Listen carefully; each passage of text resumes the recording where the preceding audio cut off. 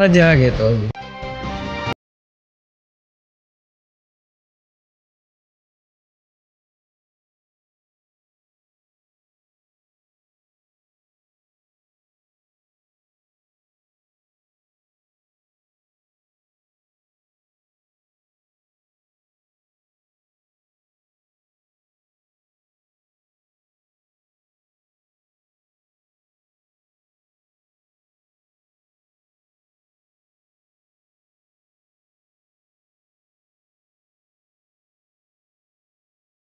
Tata Niaga Komoditas Timah di wilayah izin usaha pertambangan PT Timah Tbk pada 2015-2022. Perbuatannya itu mengakibatkan kerugian negara sebesar 300 triliun rupiah. Perbuatan tersebut melanggar pasal 2 ayat 1 dan pasal 3 Junto, pasal 18 Undang-Undang Nomor 31 tahun 1999 tentang pemberantasan tindak pidana korupsi yang telah diubah dengan Undang-Undang Nomor 20 tahun 2001 serta pasal 55 ayat 1 ke 1 Kitab Undang-Undang Hukum Pidana atau KUHP. Pasal-pasal ini mengatur tentang penyalahgunaan wewenang yang dapat merugikan keuangan negara dan perekonomian negara. Vonis berat terhadap Harvey CS mencerminkan upaya serius aparat penegak hukum dalam memberantas korupsi di sektor pertambangan. Namun, untuk mencegah terulangnya kasus serupa, diperlukan perbaikan menyeluruh dalam tata kelola sektor ekstraktif. BUMN seperti PT Timah harus memperkuat mekanisme pengawasan internal untuk mencegah praktik korupsi dan penambangan ilegal. Pemerintah dan perusahaan juga harus memastikan transparansi dalam setiap proses bisnis dan pengambilan keputusan, serta akuntabilitas terhadap pelanggaran yang terjadi.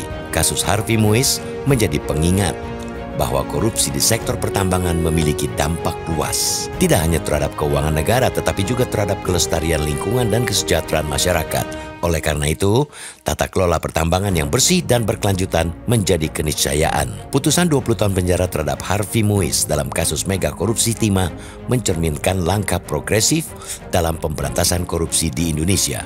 Pengadilan juga harus lebih agresif dalam memiskinkan koruptor dengan memastikan seluruh keuntungan yang diperoleh dari hasil kejahatan dikembalikan ke negara. Tanpa langkah ini, vonis berat bisa jadi hanya sebatas hukuman individu tanpa dampak jangka panjang bagi pencegahan korupsi. Jika Indonesia benar-benar ingin membasmi korupsi di sektor sumber daya alam, hukuman harus lebih dari sekadar pemenjaraan, namun juga penyitaan aset maksimal, kemudian pengusutan jaringan korupsi hingga ke akar. Penerapan hukuman lebih berat bagi pelaku korupsi besar harus menjadi tren baru yang berani diambil oleh para penegak hukum. Tanpa langkah-langkah itu, vonis berat hanya akan menjadi tontonan tanpa dampak jangka panjang bagi pemberantasan korupsi di Indonesia.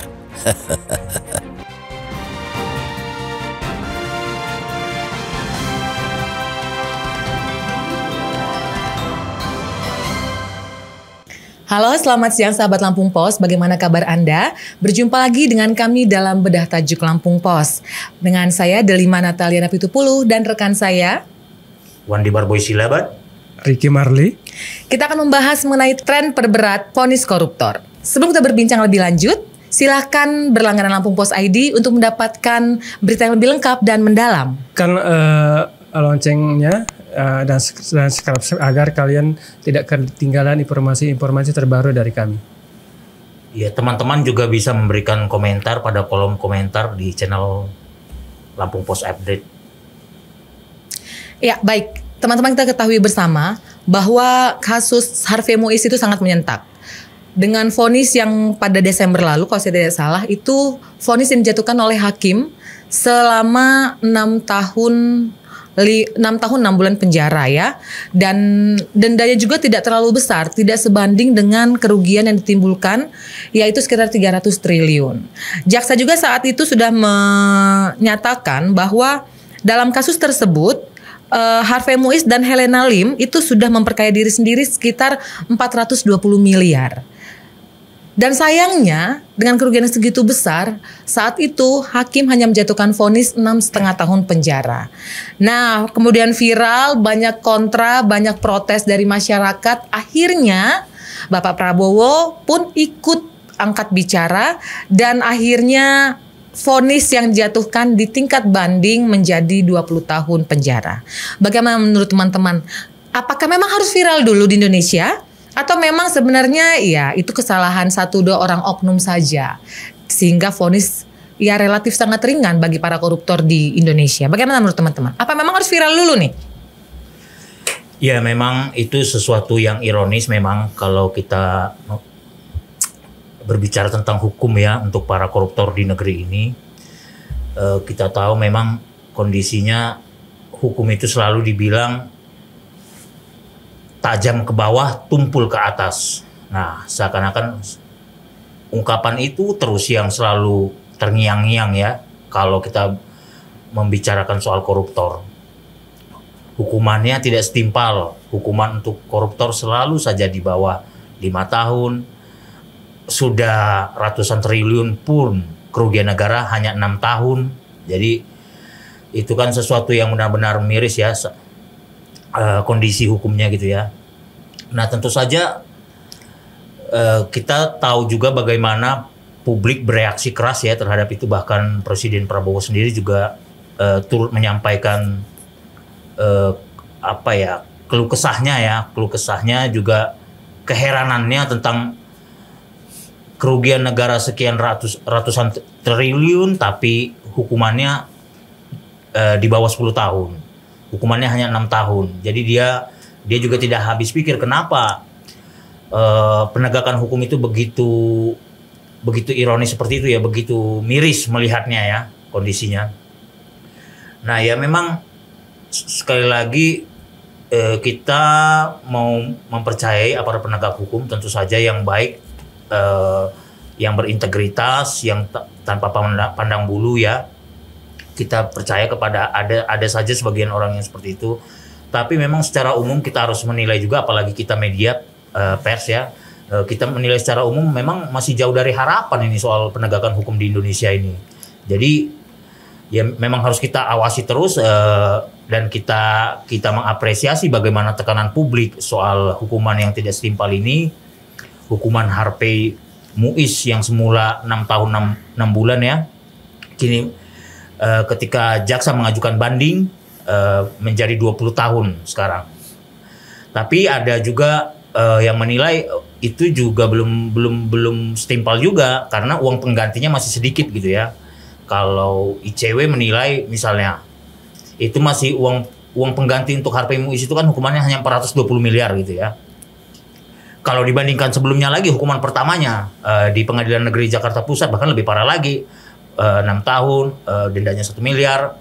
Itu jadi benar-benar parah sekali gitu kondisinya. Tapi ketika jaksa mengajukan banding menjadi 20 tahun dan uang penggantinya 420 miliar.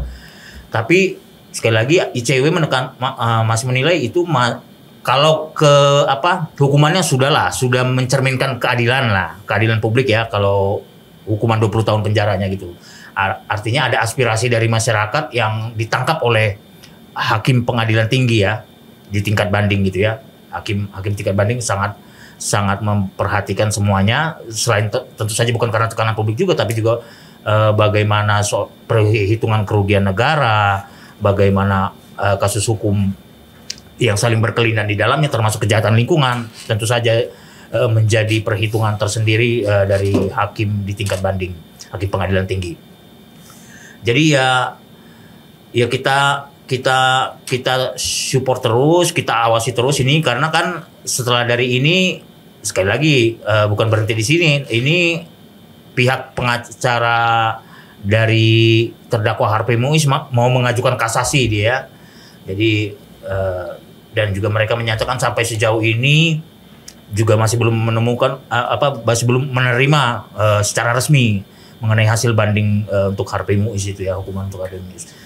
Jadi ya memang sekali lagi kita apresiasi bagaimana hukuman ini, tapi ya kita juga masih menunggu seperti apa hasil dari kasasinya untuk kelanjutan penegakan hukum berikutnya. Saya kira itu.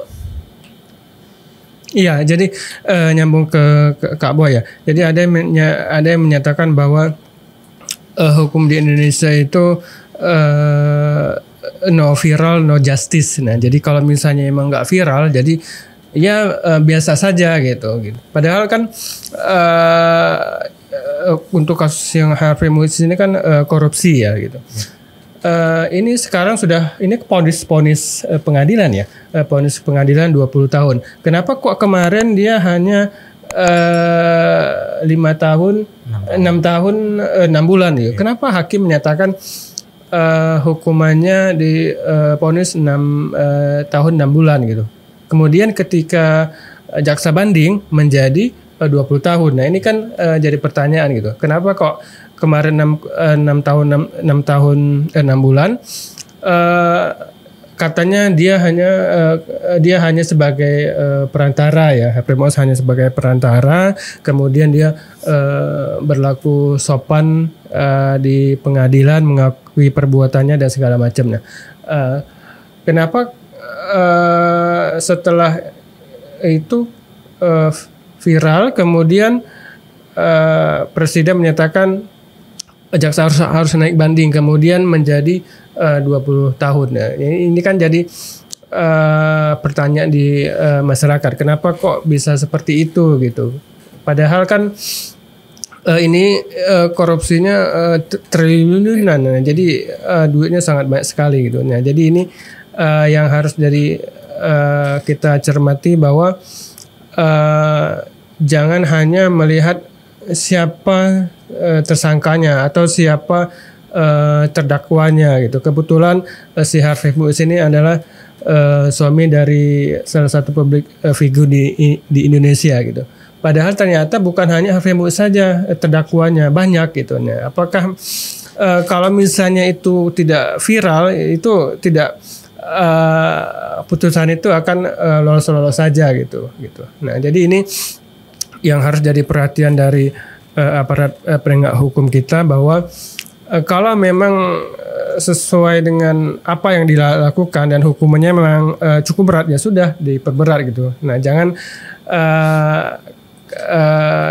hanya melihat siapa terdakwanya gitu. Nah, kita bertanya-tanya kenapa kok sekarang 20 tahun, kemarin 6 tahun 6 bulan gitu. Ini kan kita bertanya bahwa kenapa kok hakimnya bisa memutuskan seperti itu gitu. Nah, jadi kita berpikirnya bahwa di sini ada suap atau disuap hakim dan segala macamnya, karena kita tahu bahwa beberapa waktu lalu ada kasus dengan pembunuhan Tanur ya kalau tidak salah. Nah, itu kan ternyata ada kong kali kong antara pengacara dengan hakimnya. Nah, ini yang harus jadi perhatian aparat penegak hukum kita. Ya, memang tren vonis yang lebih berat untuk koruptor itu memang harus jadi keniscayaan. ICW menyatakan bahwa pada 2023 itu ada 802 kasus korupsi, dan rata-rata vonis yang dijatuhkan kepada para koruptor di 2023 adalah penjara 3 tahun 4 bulan saja. Jadi memang sudah terlalu lama budaya vonis ringan untuk para koruptor ini terjadi di Indonesia gitu ya. Dan memang ini momentum yang sangat baik untuk bersih-bersih oknum nakal yang doyan memberikan vonis ringan kepada para koruptor. Karena dengan kerugian negara yang begitu besar, merugikan rakyat, banyak aset yang jatuh ke tangan orang-orang tidak bertanggung jawab, digunakan untuk kepentingan sekelompok orang saja, bukan untuk masyarakat. Ini jelas-jelas sudah membuat hati masyarakat sakit ya. Ini menyengsarakan masyarakat. Jadi memang ya tidak ada satu dalih pun yang bisa membenarkan vonis ringan untuk koruptor. Bahkan di luar negeri itu koruptor bisa dihukum mati gitu ya. Dan kita juga sebenarnya di Indonesia sudah ada undang-undang yang memungkinkan koruptor yang punya kejahatan luar biasa itu bisa saja dihukum mati. Ada kok undang-undangnya, memang sampai sekarang itu belum dilaksanakan. Ya, kita melihat lah ya teman-teman bagaimana keseriusan para penegak hukum, walaupun belum sampai ke sana, belum sampai pada vonis hukuman mati, tapi kita sama-sama kawal bagaimana perbaikan demi perbaikan maupun sekecil apapun gitu ya di tubuh pengadilan, di peradilan kita harus hargai. Dan tapi tidak cukup sampai sini saja gitu. Vonis yang semakin berat itu tidak cukup hanya penjara saja yang ditambah, durasi lamanya penjara ditambah, tapi juga penyitaan aset itu yang sangat penting juga. Koruptor itu udah pasti takut miskin teman-teman ya kan, udah pasti takut miskin. Siapa sih yang gak takut miskin? Jadi kalau memang mau memberi efek jera, bukan cuma memenjarakan si koruptornya saja, tapi juga dimiskinkan gitu. Rampas semua asetnya seperti Harvey Mois dan Sandra Dewi itu kan ada dugaan juga tindak pidana pencucian uang gitu ya. Jadi uangnya digunakan untuk sewa rumah mewah di Melbourne gitu ya. Juga untuk pembelian Rolls Royce, Mini Cooper, terus ada juga banyak lagi ya puluhan properti ya. Ada kurang lebih 10 apartemen dan rumah yang disita atas nama Sandra Dewi dan Harvey Mois. Karena memang itu diduga hasil dari tindak pencucian uang, korupsi timah ini. Jadi memang tidak cukup memperberat vonis dengan menambah durasi atau lamanya penjara si koruptor, tapi juga harus dimiskinkan gitu, aset dirampas. Kalau dia miskin udah gelabakan deh. Yang lain tuh pada takut juga pasti. Para koruptor-koruptor yang coba-coba, mereka pasti akan berpikir ulang. Taruhlah kita nggak mungkin sampai kepada vonis hukuman mati ya. Tapi kalau untuk vonis memiskinkan, betul-betul miskin, menolkan saldo, menyita semua aset, kan bisa-bisa saja gitu. Ya nggak nol saldo lah ya, sisain berapa lah gitu ya. Terserah nanti pengadilan atau para ahli yang menghitung-hitung berapa kelayakan atau bagaimana rumusnya. Tapi memiskinkan koruptor itu harus menjadi prioritas. Itu harus menjadi fokus dalam vonis yang diberikan kepada koruptor siapapun dia. Apalagi seperti ini mega korupsi, teman-teman. Iya, sepakat, kita harus memiskinkan koruptor ya. Jadi jangan sampai koruptor itu menjadi bebas gitu ya, berkeliaran karena hukumannya selalu rendah gitu ya. Ini sepakat sekali dengan untuk pemiskinan koruptor ya. Jadi jangan beri ruang sekecil apapun untuk koruptor ya di negeri ini gitu ya.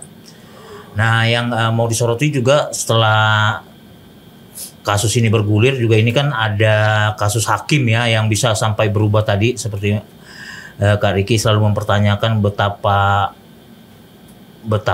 parahnya ya, dari semula hukuman 6 tahun 6 bulan menjadi 20 tahun penjara. Ini kan ada sesuatu yang tidak beres, ada sesuatu yang janggal yang mesti kita perhatikan juga ya dalam kasus ini.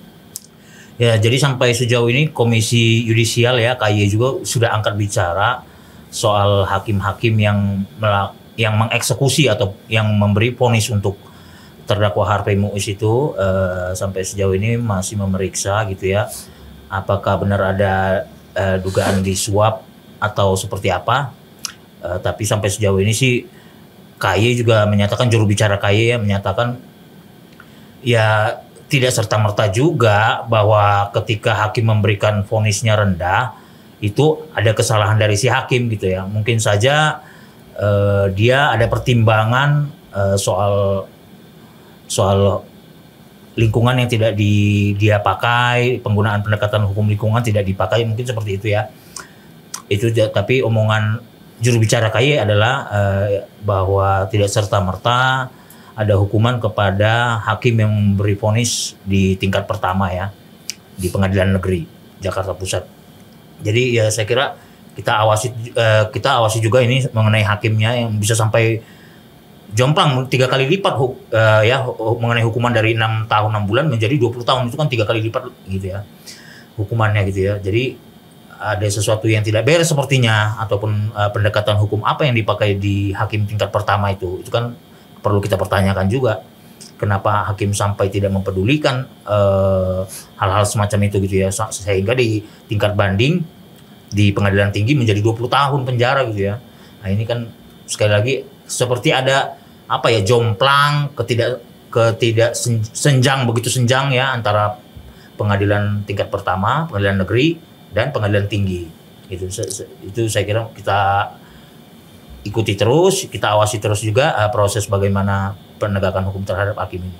Mungkin Kak Riki ingin berkomentar tentang tangisan Sandra Dewi saat mendengarkan vonis dari hakim yang menjatuhkan 20 tahun penjara mungkin? Ya itu kan sebagai seorang istri kan kaget dia. Nah jadi dia karena ditakutkan dia terlibat gitu, karena ini kan pencucian uang ya. Jadi ini pencucian uang, ditakutkan dia terlibat karena ini ada atas nama Harvey Mois dan si Sandra Dewi-nya ini. Nah ketika di persidangan si Sandra Dewi ini kan menyatakan bahwa tidak semua itu kan didapatkan dari suaminya, karena kan dia juga banyak brand ambassador dari produk-produk yang memang sudah diiklankan. Kak Riki selama ini cukup mengikuti ya bagaimana Sandra Dewi. Ya, karena kan kita tahu Sandra Dewi ya, jadi ini ketika itu viral, nah jadi kita mengikuti apa yang jadi tren sekarang. Nah jadi ketika dia sidang ini cukup viral di masyarakat gitu. Kenapa kalau misalnya si Harvey Mois-nya sidang, kenapa ini enggak? Kan ini kan namanya public figure. Nah jadi mau tidak mau ini terekspos ke masyarakat kalau misalnya apa yang sudah dilakukan Sandra Dewi ini seperti itu gitu. Karena kan ini kan tidak semua, kalau si Sandra Dewi tidak semua yang saya pakai ini dari suaminya gitu. Kita optimis semoga podcast kita ini ditonton oleh Sandra Dewi ya. Mungkin Kak Riki memberikan pesan gitu sebagai istri dari Harvey Mois supaya bisa menjalani kondisi ini bisa ikhlas gitu, legowo. Seperti apa Kak Riki menurut Kak Riki? Sebenarnya kasihan juga ya sama si Sandra Dewi. Jadi ketika 6 tahun 6 bulan oke lah ya. Mungkin ketika 6 tahun 6 bulan ketika asimilasi pengurangan dan segala macamnya bisa di bawah 5 tahun lah ya Kak Boy ya, biasanya di lapas. Tapi kalau misalnya 20 tahun, nah waduh berapa gitu. Kalau misalnya itu mampu pengurangan paling bisa 17 tahun kurang lebih ya. Tapi kan kita ini sedang kuasa hukum dari Harvey Mois sedang kasasi ya. Ketika kasasi kita tidak tahu lagi nanti ketika putusan hakim selanjutnya apakah tetap 20 tahun atau berkurang dari 20 tahun atau tambah diperberat hukumannya. Ini yang mungkin akan jadi kabar yang cukup buruk bagi si Sandra Dewi-nya gitu. Ya, kabar buruk bagi Sandra Dewi, tapi kabar baik mungkin bagi orang-orang yang gemes sama para koruptor ini ya, karena sudah memiskinkan negara. Terima kasih Kak Riki untuk perspektifnya tentang korban ya. Kita sebut saja korban karena dia kan istri dari koruptor ya, dia juga korban. Kita positive thinking lah ya. Dan memang memperberat vonis koruptor itu menjadi keniscayaan, bukan hanya menambah durasi penjara tapi juga memiskinkan aset tadi ya. Jadi memang wahai para koruptor, bersiap-siaplah untuk miskin ya, seperti kalian memiskinkan banyak sekali rakyat. Demikian sahabat Lampung Pos berita tajuk kita pada hari ini. Sampai jumpa dengan berita tajuk selanjutnya. Kami pamit undur diri. Terima kasih.